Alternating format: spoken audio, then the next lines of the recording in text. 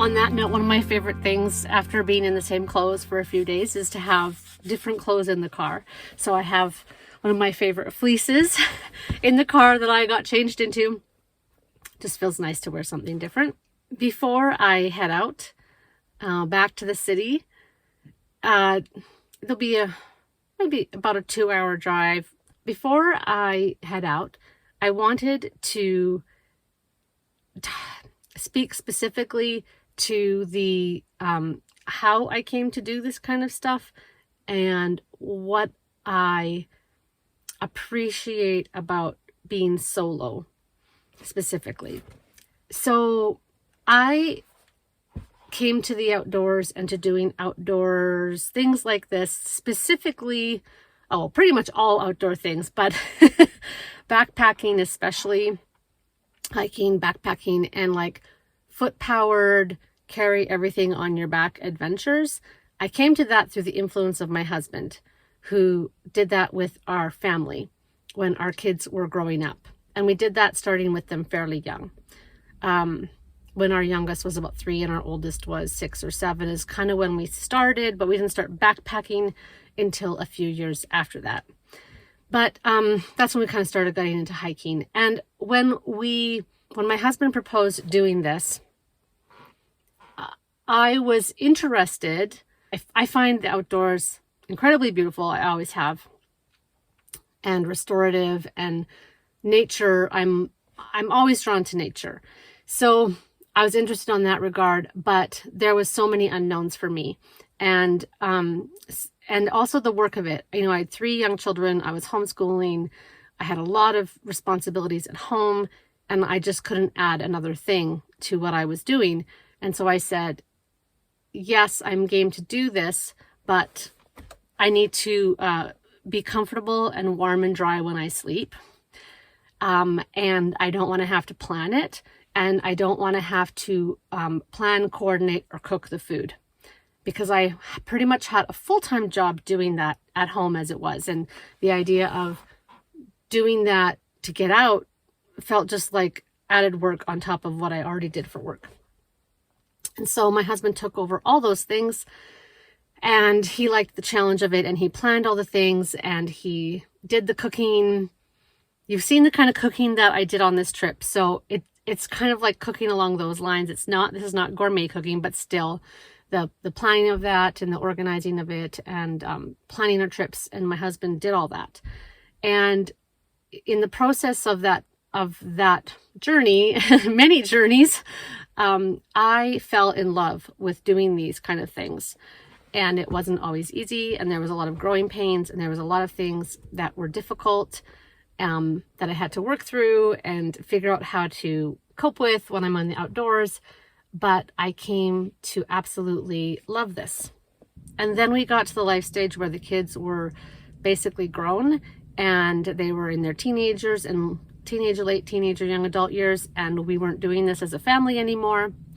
And we lived in a city and Montreal, and it was the dynamics of what we did as a family changed, and the dynamics of what we did as a couple changed even. And my husband had other interests that he wanted to explore, specifically music, and he found the outdoor opportunities around Montreal to really not be satisfying to his level of the kind of adventures that he likes to do. He just didn't want to do it to the same extent that we had for the prior years. And I did. And so I have started going on more solo trips. And when I did my first solo trip, it was actually in winter, 3 or 4 years ago now. 4 actually, because it was the year before the pandemic. And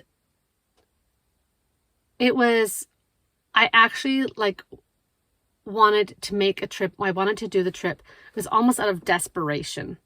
I had to get out of the city. I had to leave a house. I needed to get away from a small apartment full of teenagers, and just all the things kind of that we were going through at the time, with like homeschooling and teens and just life. I needed to get out, and I was desperate, and I knew that I could get into the woods because the kind of opportunities that I showed you on this video are available where I live, where you can get to cabins fairly easily. And I knew that I had enough knowledge from the years of backpacking that I'd done with my family and my husband that I could do it. And that was the start for me of doing things on my own. One of the things I have noticed in doing this is, and it makes perfect sense, is that I have taken responsibility for all of my own stuff, for my own well-being, for all the things, because I'm doing it on my own. I'm the person responsible. And when I was doing this, and when I do these things with my husband, because we still do things together, canoe trips, backpacking trips, do stuff like that. But when we do it together, I don't have to take on the whole load. That's the whole point of having a partner. We share it. But I also just didn't know certain things because I was letting Damien do it, and he wanted to do it, and he was good at it, and he did the research, and he knew the things. Everything from like what the things were in our first aid kit, and our first aid kit is still pretty basic. We're not like, we don't have like tourniquets and different things like that. This is like, we have a backpacking first aid kit. So just different kinds of medications and bandages and that kind of thing. But there was so much knowledge that my husband had, and not all from experience, because some things you just haven't experienced and you just have to do the reading ahead of time. But he knew it, and I knew that he knew it, and he would take care of it. And I just let him, because I had other things that were part of my mental and emotional labor for both just family life and trips. Going solo, I have had to learn to do all the things myself and grow confidence in doing those things. And I don't know everything. Some things I just figure out when I get there. I'm not an expert wood chopper, for example. I try to be very safe because I realize that's a thing that I could really injure myself in. I try to be very safe around the fire, because really when I'm out there, that's one of the most dangerous things to me is what if I get a burn? I have to be, I'm thinking more cautiously, like when I'm going downhill and when I'm, I just to not fall and seriously injure myself. There's not wild animals out here to worry about, so that's not a concern. Certainly there's wild animals, but there's not large predatory animals that are problems for humans. And the ones that do exist are just few and far between, and they're deep farther in the woods than where I am. So like black bears, and black bears are not a problem here. So that's the gist of it. I have had to learn skills around camp skills. I've had to learn things about gear. I've had to learn how things work and how to do things in ways that I didn't when I was doing this with my husband, or ways that I just even don't, even now when I'm with him. When I'm with him now, I don't carry the same mental load because I know he's there and he carries a lot of knowledge also. But when I'm by myself, it's like a heightened awareness all the time. There's like awareness of being on your own and of having to respond to if an emergency happens, and just taking care of your own needs.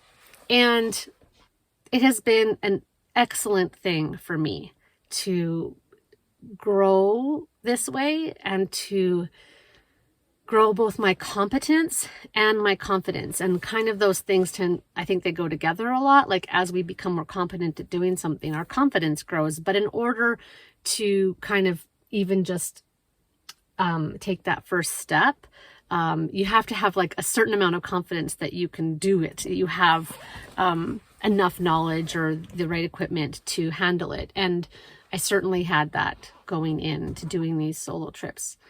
And it must be said that I am not in a wilderness situation. I'm certainly out there's no one else around for miles, but like within an hour during the daytime, I can get back to, the car. So this was not a wilderness situation, but it is a type of backcountry experience.